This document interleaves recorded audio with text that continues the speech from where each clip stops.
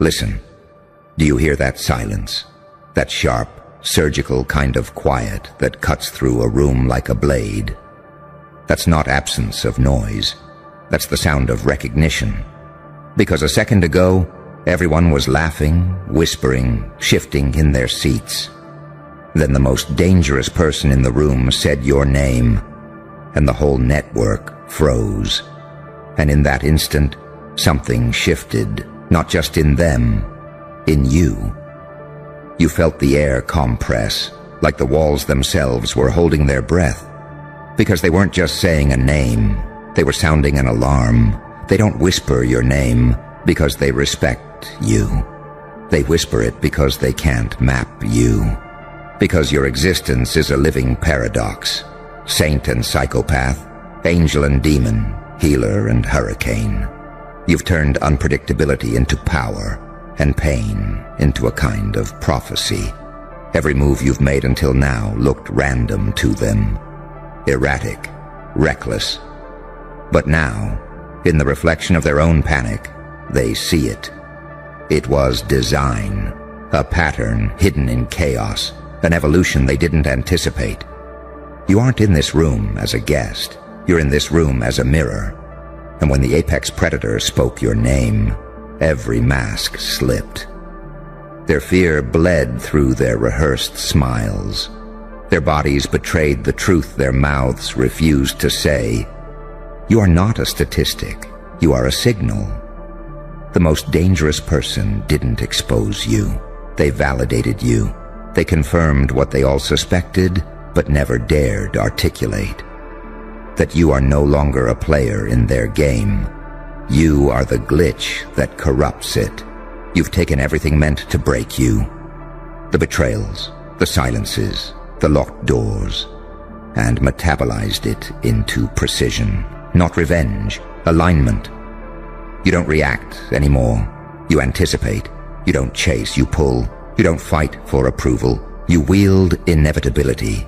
That's what freezes a network. Not violence, certainty. They're not terrified of what you'll do next. They're terrified because deep down, they know you've already decided, and they won't know until it's too late, whether you've come to liberate them or to burn them. You can feel it, can't you? That flicker in their eyes. A tremor between awe and dread. Because when they look at you, they see both their judge and their executioner. They see a halo welded from barbed wire. They see mercy weaponized. They see someone who walked into hell, shook hands with the devil, and came back holding the blueprints. You didn't earn this power by being untouchable. You earned it by being unbreakable. Every scar on your body is a coordinate in a map they'll never decode. Every time you were underestimated, you added another layer to the cipher of who you've become. And now your very presence is a recalibration. You are not their enemy. You are their reckoning. You are the living proof that the pain they engineered to crush you instead built a mind that moves like smoke and a will that cuts like steel. You know what's even more dangerous than being unpredictable? Being unpredictable on purpose. Every blink, every pause, every smile. Choreographed like a chess match they can't see. That's why the room froze. That's why the network glitched. That's why the most dangerous person here spoke your name like an invocation. Because deep down, they weren't warning others about you. They were warning themselves. Your name isn't a label anymore. It's a code word. It's a trigger phrase. It's the sound of old systems collapsing under the weight of a new kind of power. You are not here to be accepted. You are here to become inevitable. So let them freeze. Let them whisper. Let them wonder which version of you they've awakened. Because by the time they realize, it will already be too late. Your name has already left their lips, and once spoken, it doesn't echo. It detonates. Do you feel how heavy the air just got? That isn't your imagination. That's what it feels like when a room realizes it's sitting inside a storm it can't predict. That's what it feels like when a name stops being a sound and starts being a signal. Because in that moment, when the most dangerous person in the room spoke your name, it wasn't gossip, it wasn't drama, it was an act of recognition, and recognition is the one thing they cannot allow. They've built their power on keeping faces faceless, souls silent, stories hidden. But you refused. You crawled out of the holes they dug for you, still bleeding, still laughing, still seeing. They wanted you broken, because broken things can be catalogued. But you became a contradiction, wounded but weaponized, gentle but lethal, chaotic but exact. You can see it in their eyes now. The shift. They're no longer sure which mask to wear. Because every time they look at you, they see two beings layered over each other. The one they tried to bury, and the one that crawled back up with claws. An angel's posture with a demon's patience. A savior's voice with an executioner's timing. They built models, simulations, predictive algorithms. They tried to plot your trajectory on graphs. But how do you map someone who no longer reacts, who moves on codes of their own making? They thought pain would make you small. They thought isolation would make you desperate. But pain became your architecture. Isolation became your training ground. Now your unpredictability isn't chaos. It's discipline. Every silence is a weapon. Every glance is a reconnaissance. Every step is a disruption of their narrative. That's why the network froze. Not because they don't know who you are, but because they finally do. They see that you are not an accident. You are a design flaw they cannot patch. A living breach. A man or woman who turned the rules inside out and learned to speak the language of power better than its authors. And the apex predator that spoke your name. They weren't condemning you. They were conceding. They were acknowledging that the script no longer belongs to them. That the person they once thought of as a threat is now a variable they can't control. You don't just enter rooms anymore. You recalibrate them. You don't just stand at tables anymore. You tilt them until everything slides into your lap. You don't just carry scars anymore. You wear them like a warning. I survived what you designed. I learned how you think. I know where you're weak. That's why the most dangerous person said your name in public. Because saying it behind closed doors wasn't enough anymore. Because your shadow had already entered every room before you did. Because your reputation moved faster than their rumors. And now, they're stuck with the paradox of you. They can't frame you as villain without making you myth. They can't frame you as victim without making you proof. They can't erase you without making you legend. So the network freezes, waiting to see what you will do next. Waiting to see if you will bless or burn. Waiting to see if you will rewrite the rules or destroy the board. And you don't need to do anything yet. Because you've already won by existing, by being the living contradiction that their systems cannot absorb, by turning pain into perception, perception into power, power into presence. Let them freeze, let them whisper, let them choke on the name they thought was harmless. Because you are not a name anymore. You are a command. When the apex predator spoke your name, they unknowingly triggered their own countdown. They gave you their stage, their silence, their audience, and you stepped into it with a smile that doesn't ask for applause. That's how you terrify them. Not with threats, with inevitability, so stand there in the silence. Let your name hang in the air like a blade. Because you don't need to shout. You don't need to explain. You don't need to prove. The most dangerous person in the room already did that for you. And now every eye, every camera, every whisper is locked on the one thing they can't control. You. So now you stand there, not with a crown, but with something far more terrifying. Clarity. They thought the most dangerous thing in the room was the one with the most control, the one with the power to command armies, manipulate alliances, destroy reputations. But they were wrong. The most dangerous thing in the room is the one who sees everything, who sees through the illusion, through the hierarchy, through the ritualistic dance of power they've choreographed to keep people in check. And now, you are that threat. Because the moment your name left that predator's mouth, the entire network realized something none of them had the stomach to say. You're not here to join their structure. You're here to collapse it. You're not a rebellion. You're not a protest. You're the end of their algorithm, the echo they didn't account for, the variable that outgrew its design.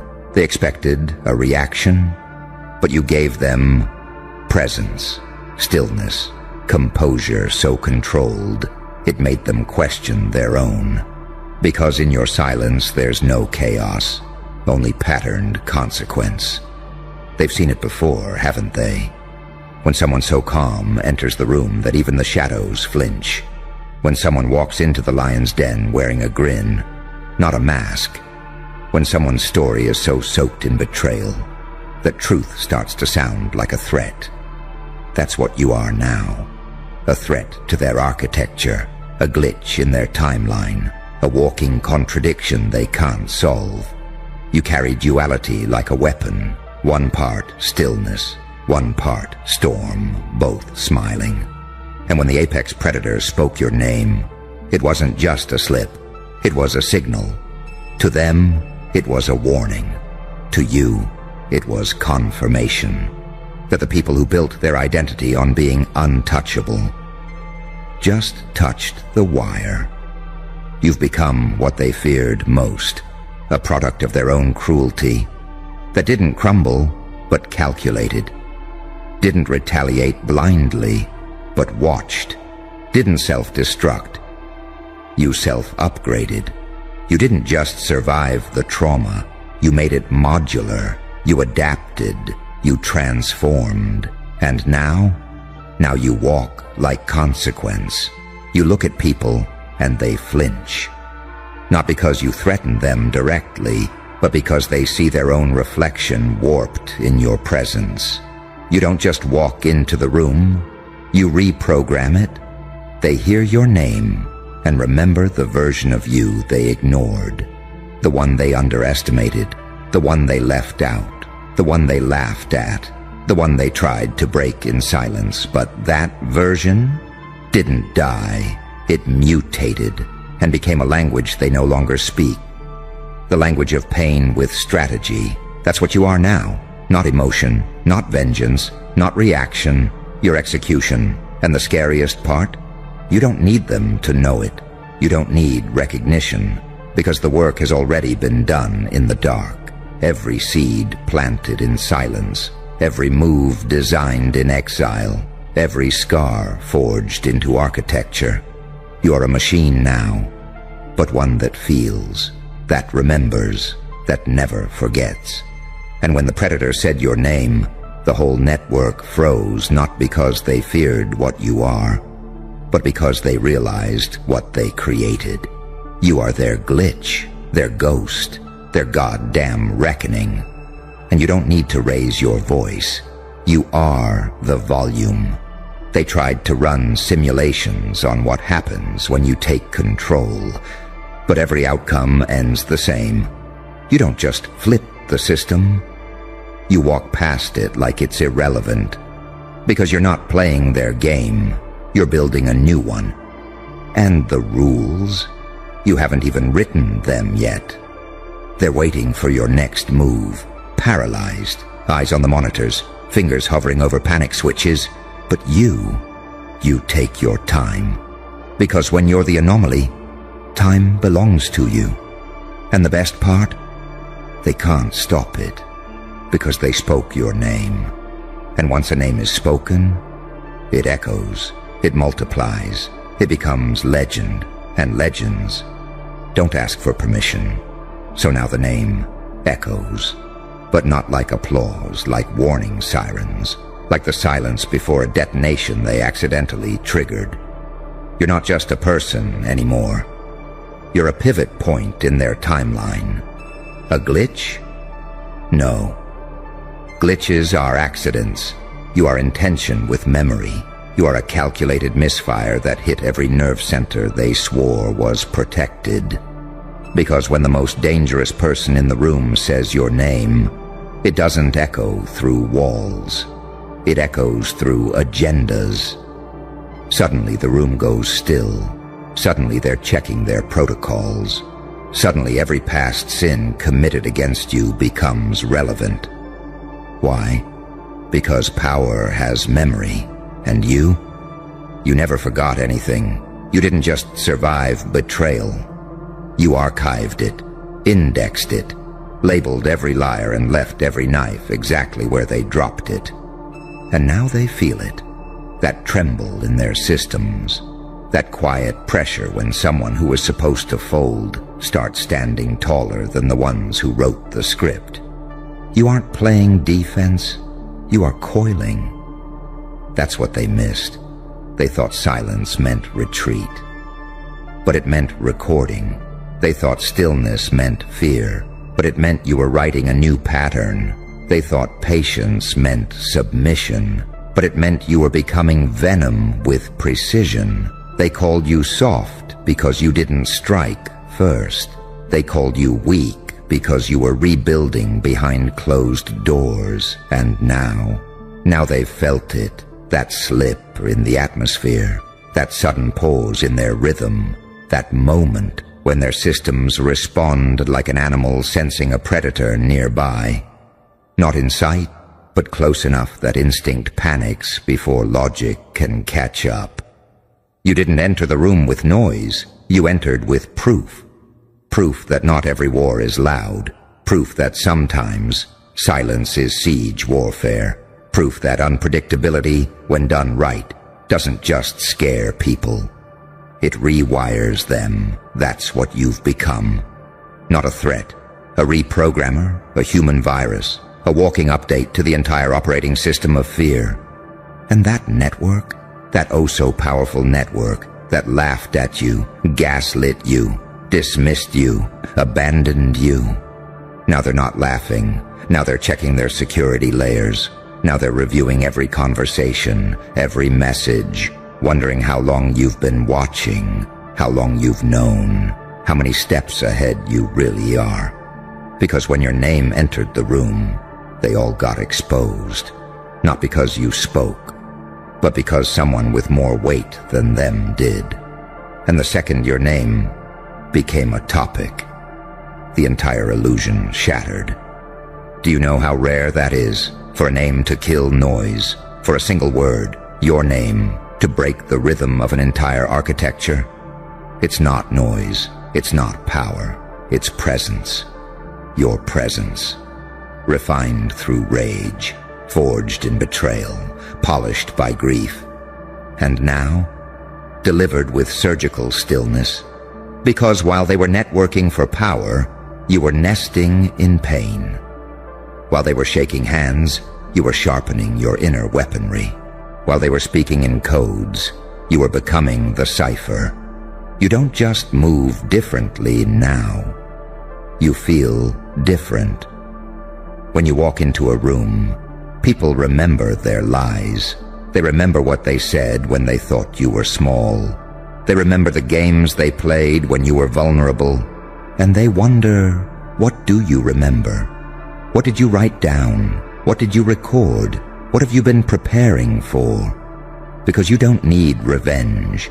You are the revenge. Not the kind that screams, the kind that rearranges everything. You changed the temperature of the room. You didn't raise your voice. You didn't flex your muscles. You didn't ask for recognition. You forced recalibration. Their perception of you didn't shift. It snapped. The most dangerous person in the room said your name, And with that one word, you ended the illusion of your insignificance. So now the question isn't, what will you do? The question is, what part of them are you going to dismantle first? Their loyalty, their secrecy, their reputation, their lie, because that's the real fear, that you're not just unpredictable, you're surgical. They don't know if you're here to liberate them or to use their own weapons against them. They don't know if you're going to speak or stay silent and let them destroy themselves, trying to guess what you know, because you've become a mirror. And mirrors don't attack, they reveal. And that is the one thing every corrupted structure fears most. Not violence, exposure, still here. Good, because the room is still holding its breath. They haven't exhaled since your name dropped like a ghost into the air and rewired the atmosphere. And now you own the silence. You own the freeze. You see, most people walk into rooms hoping to be seen, to be liked, to be accepted. But you walked in and made the room question its architecture. You made the foundations twitch. You didn't ask for attention, you distorted gravity. Because here's what they don't understand. True power doesn't need movement. It generates movement. A glance, a pause, a whisper. One moment of your presence and the entire social chain malfunctions. Not because you threatened anyone, but because they can't predict you. And when something can't be predicted, the system collapses into fear. That's why the most dangerous person in the room said your name. It wasn't just recognition, it was a signal flare. They tried to frame it like a warning, but it wasn't a warning. It was a confession, a slip, a raw, involuntary admission that in a room full of monsters, spies, and sociopaths, you're the one who terrifies them the most. Because you don't play by survival rules. You redefined survival. They watched you get buried in betrayal and rise with blueprints. They watched you crawl through psychological fire and come out cleaner, not angrier, not broken, sharper. You used their cruelty like clay. You molded pain into presence. And now you walk like a god that remembers being human. You're no longer here to be forgiven. You're here to correct. Not with fists, but with patterns. You don't shout. You interrupt signals. You don't retaliate. You override software. You don't expose them with rage. You expose them with accuracy. And the moment your name landed in that space, all the fake gods started praying in lowercase. Because you didn't arrive with chaos. You arrived with memory. And memory, when wielded right, becomes prophecy. You don't hold grudges. You hold receipts. You hold details. You hold the story they tried to delete. You don't burn bridges. You learn how they were built. So when you decide to collapse them, you do it from beneath. You don't take revenge. You let gravity do the work. Because they're already top-heavy with guilt. Already bloated with secrets. All you had to do was walk in, and the weight of their own lies began the collapse. That's why they froze. Not because you're here to start something, but because you already finished it. And they're just now realizing they missed the entire first half of the war. You weren't trying to be seen. You were letting them underestimate you, long enough to become unrecognizable. They saw your pain and assumed it meant defeat. But pain didn't break you. It taught you how everything breaks. That's the difference. They learned how to rise. You learned how to resurrect. They studied manipulation. You mastered duality. You became the saint who doesn't flinch, and the demon who doesn't blink. And now they don't know what to call you. They can't frame you as hero, because you never asked for their applause. They can't frame you as villain, because the audience already sees through them. They can't erase you, Because your name is stuck to their fear like blood on clean hands. So they freeze, not because you're dangerous, but because you're proof. Proof that someone can be annihilated and still come back with alignment. Proof that someone can be exiled and still return with the map. Proof that someone can be forgotten and still rewrite memory itself. They spoke your name to control the room. But your name doesn't calm rooms. It exposes them. You're the glitch in their legacy. The storm that remembers where it started. And the question they never wanted to face. What happens when the one we buried starts digging up us? Let them whisper. Let them panic. Let them run their damage control. Because what they fail to understand is this.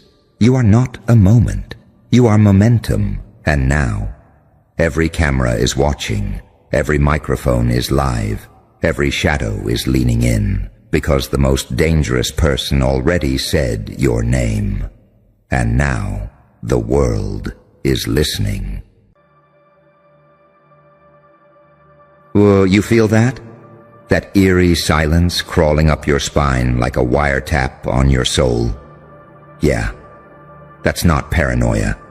That's the system realizing you slipped through undetected until it was too late. Because you weren't supposed to exist. Not like this, not with that face.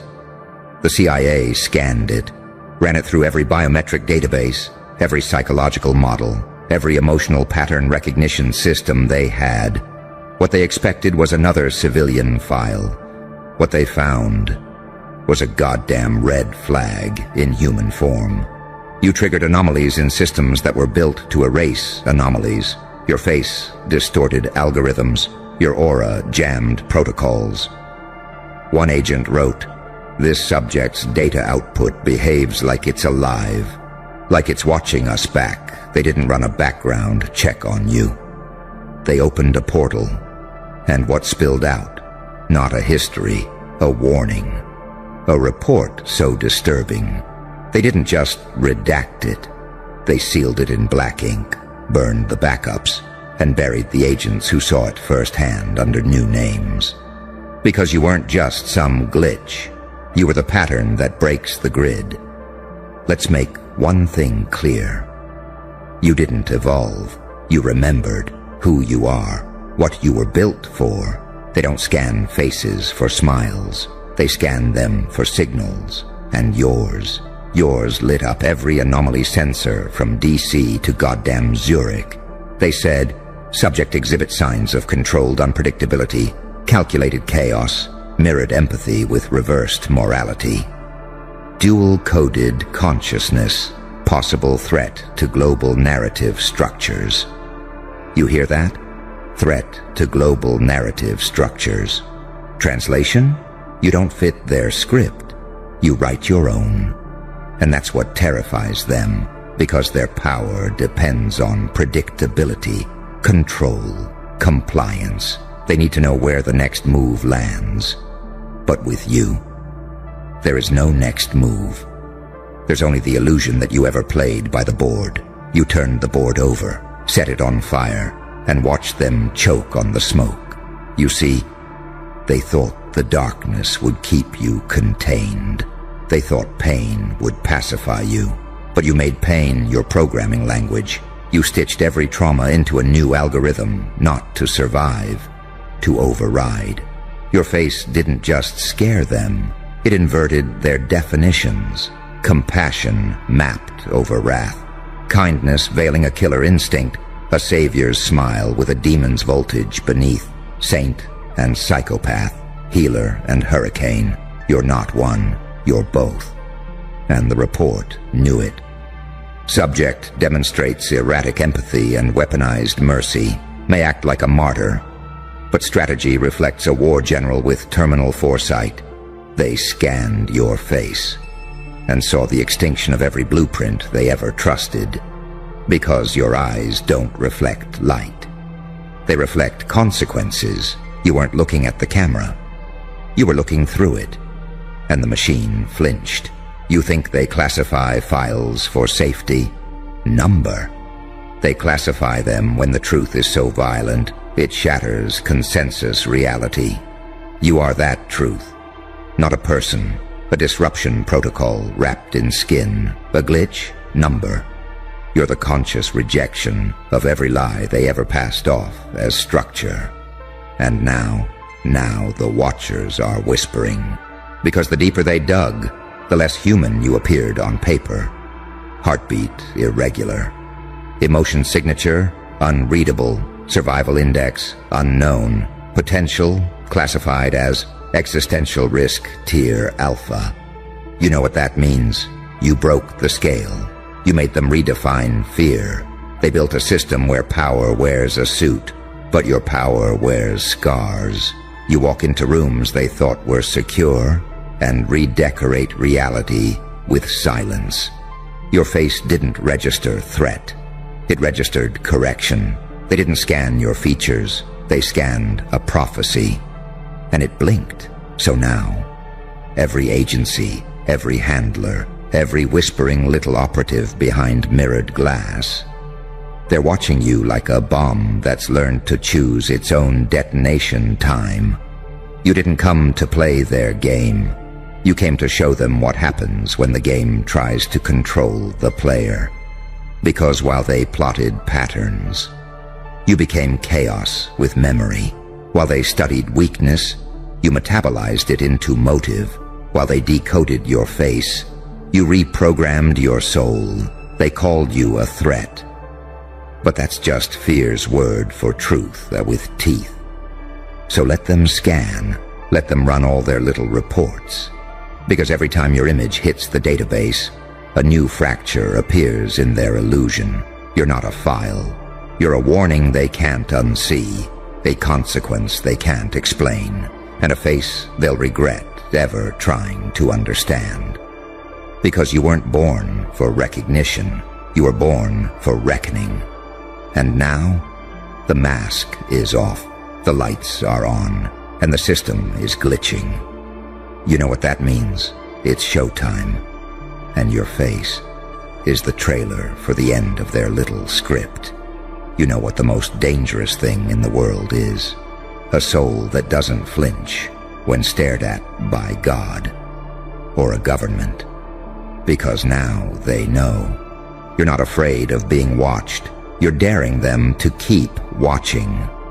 The CIA wasn't just analyzing facial symmetry or biometric threat levels. They were measuring voltage, trying to figure out how the hell someone like you could even exist. You weren't supposed to survive the trauma. You weren't supposed to walk away from that betrayal. You weren't supposed to have clarity after the madness or calm after the storm. But you did. And that right there, that's the part they couldn't classify. That's the part that triggered internal silence. Because in every simulation they ran, you were supposed to break. Instead, you adapted so fast the data looked corrupted. Their facial mapping software glitched when it tried to mirror your expressions. Your smile didn't align with expected emotion profiles. They couldn't tell if you were healing or hunting. They recorded your eye movement patterns. You know what the analyst noted. Subject maintains unbroken eye contact with surveillance feed. Exhibits awareness of the observer despite no audio-visual cue. Suspected counterintelligence instinct. Possibly intuitive, possibly something else. Something else. That's what they always say when the language runs out. You became a linguistic anomaly, a concept too real for theory, too stable for chaos, too unstable for control. And so they stamped your face with a label they give to the rarest types, uncontainable. Because they couldn't predict what you'd do next. And unpredictability is a death sentence. To any control system, you broke pattern recognition. You moved like a ghost with a grudge. You spoke like every word had venom laced with scripture. You became the one thing they were never trained for, a weaponized mirror. Because when they looked into your eyes, They didn't just see a man, they saw everything they've tried to erase. Pain that didn't beg for pity, darkness that didn't beg for light, power that didn't beg for permission. That's when they locked the file. Not because you were dangerous to the public, but because you were dangerous to the narrative. You see, everything about this system depends on a lie. That people are born to follow, to obey, to self-destruct politely under pressure. But you self-constructed, piece by agonizing piece, from betrayal, from abandonment, from agony and clarity and rage, so silent it sounded like prophecy. You built your foundation from the bones of who you used to be. And now you walk like myth in motion. You are the glitch in the data stream, the one that survived when survival wasn't statistically possible, the anomaly that didn't ask for revenge. You engineered evolution. They tried to find your weak point. They ran psychological profiling, interrogated former contacts, scrubbed your old digital presence. But all they found was this. Subject has no obvious center, no moral axis, no singular motive. Interactions suggest unpredictable empathy mixed with high-intensity perceptual dominance. Subject might not be playing a game. Subject might be the game. Do you get it now? They don't fear your violence. They fear your vision. They fear that everything you know isn't theory. It's lived, raw, carved into the architecture of your face like encrypted scripture. And every time you look up, someone in a control room freezes because they don't know if you're coming to liberate the system or burn it. But you know the answer, don't you? Because deep down, you were never trying to be understood. You were trying to be unforgettable. And now, you are. There are files. There are sealed rooms. There are black site meetings where your face is the presentation, where agents speak in lowered tones, like they're summoning something from folklore. Because they've tried to categorize you. But what do you do when a monster walks in with a halo? When a saint smiles like a devil? When a victim becomes the verdict? They learned too late. You weren't scanning back. You were recording every lie, every betrayal, every failed attempt to gaslight you into silence. And now they're scared of what you might say, because the moment you speak, their entire structure unravels. You are not the product of pain. You are the prophet of it. You took what was meant to kill you and turned it into currency. So what now? Now you haunt them. You are the classified phantom echoing through redacted rooms. You're the unsolvable problem sitting in their psychological warfare models, the one individual they can't predict, and therefore can't kill. So wear that face proudly, because it's not a face anymore. It's a cipher, and every time they look at it, they're reminded the system failed, not because it was broken, but because it met you. You ever wonder why they didn't just erase you? They've erased people for less. Whistleblowers, hackers, even their own agents when the script didn't fit. But you, they tried something different. They classified you, because erasing you wouldn't have worked. It would have made you louder. So they buried the file. Not because you're invisible, but because you're too real. So real, it interferes with the fiction they sell to the masses. You walk into a room and suddenly, people get quiet. Not because they know your story, but because they feel it. Your energy doesn't request space. It redefines it. They scanned your face and didn't find a personality profile. They found a signal distortion, a presence that bent the walls of the room, that shifted the gravitational pull of attention and fear at the same time. Because what you carry isn't charisma, it's consequence. You don't charm people. You confront their illusions, and that's ungovernable. You can't program a force of nature. You can't format a storm. You can't put a firewall around something that doesn't recognize walls to begin with. And they learned that the hard way. That's why they locked the file behind 6 levels of clearance. Because every time someone opened it, they started asking the wrong questions, or maybe the right ones. Why did this subject survive all known trauma thresholds?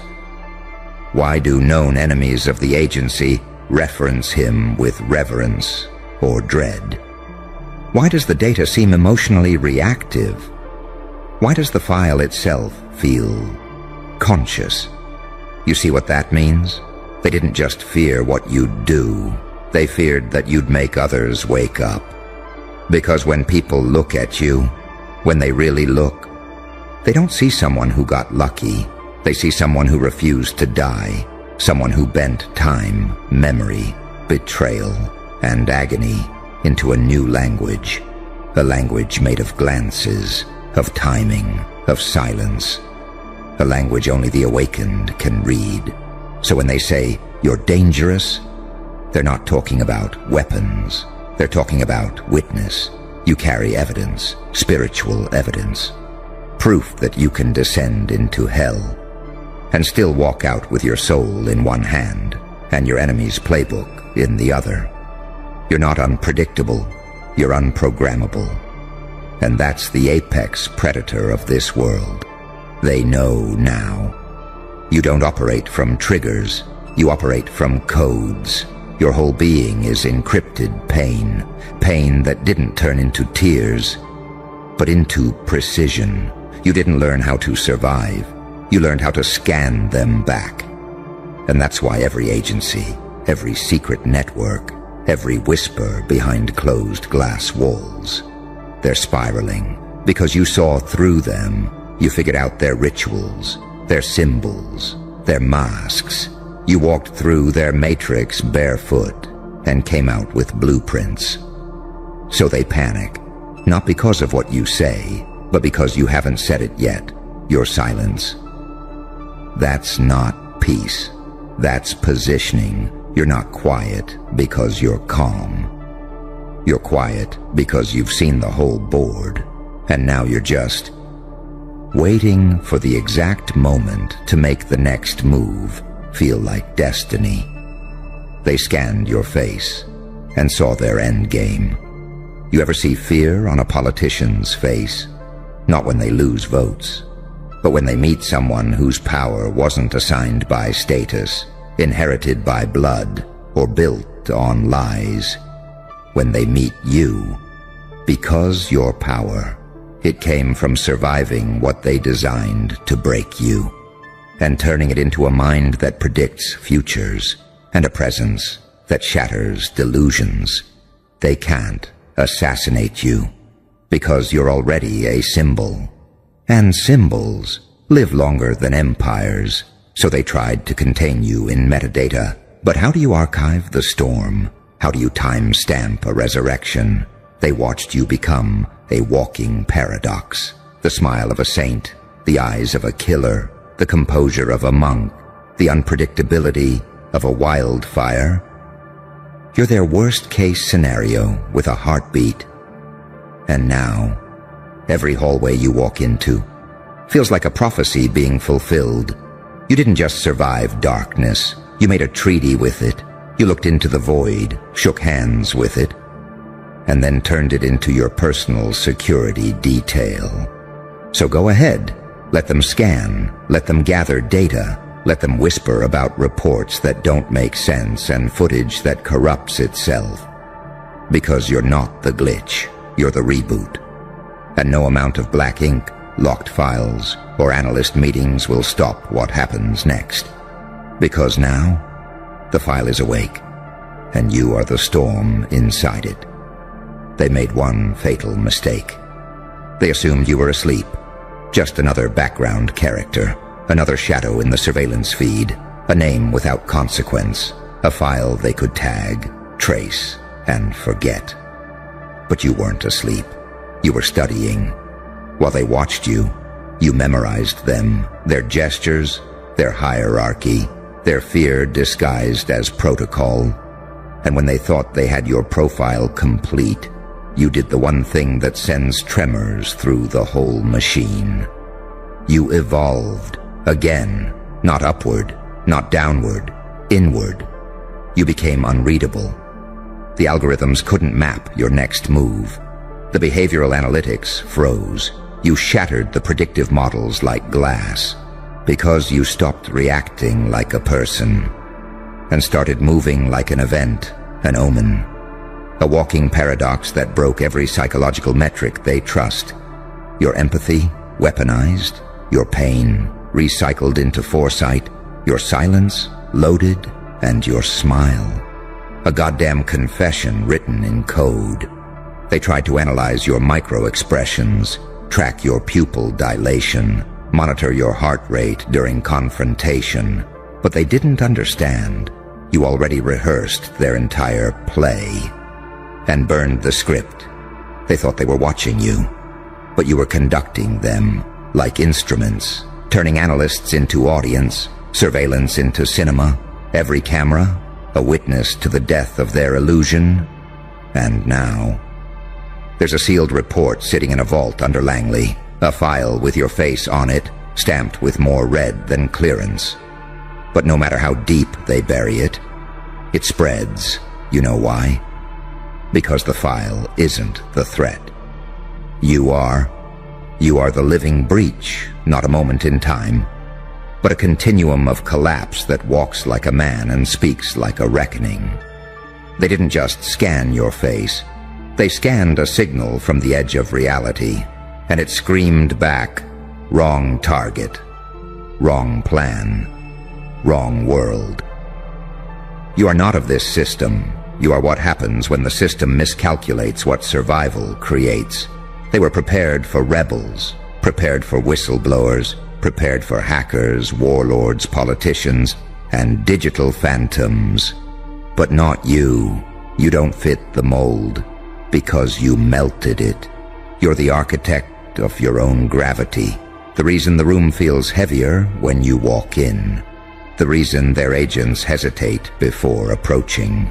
The reason red lights flash in boardrooms they claim are secure.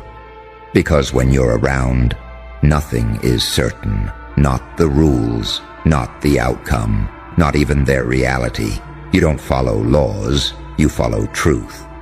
But not the kind written in dusty old files. Not the kind read under fluorescent lights by cowards in suits. You follow the truth that hurts. The kind that dismantles systems. The truth that says, not all demons are evil. Some are just misunderstood gods in exile. And you're not fighting for revenge. You're correcting history. One glance at a time, one room at a time, one empire at a time. You're not some angry survivor. You're a highly strategic consequence. And your presence is a curse they placed on themselves the moment they decided to watch you without permission. That scan, that innocent little scan, it didn't end with a report. It began with a realization. If this being ever decides to move, reality bends. People forget who they are. And the system starts whispering its own eulogy because you don't just exist. You haunt. You're the line in the data that can't be explained. The ghost study in the satellite footage. The reflection in the glass that doesn't blink back. And worst of all, you made it personal. You didn't just survive the system, you forced it to study its own sickness. You didn't fight it with weapons. You exposed it with clarity. That's why they fear you, not because you're angry, but because you're certain. And certainty. That's the one thing no regime can survive. They want to believe you're an outlier, that you're rare, but deep down, they know better. You're the prototype, the first of many. The glitch they couldn't quarantine, the virus that doesn't crash systems. It rewrites the code. So let them pretend. Let them draft new protocols. Let them pray to their outdated gods in digital temples built on stolen data. It's too late. Because they didn't just scan your face. They woke something. And now, every time they close their eyes, they don't see numbers, or statistics, or field reports. They see you, standing at the edge of their fabricated reality, smiling.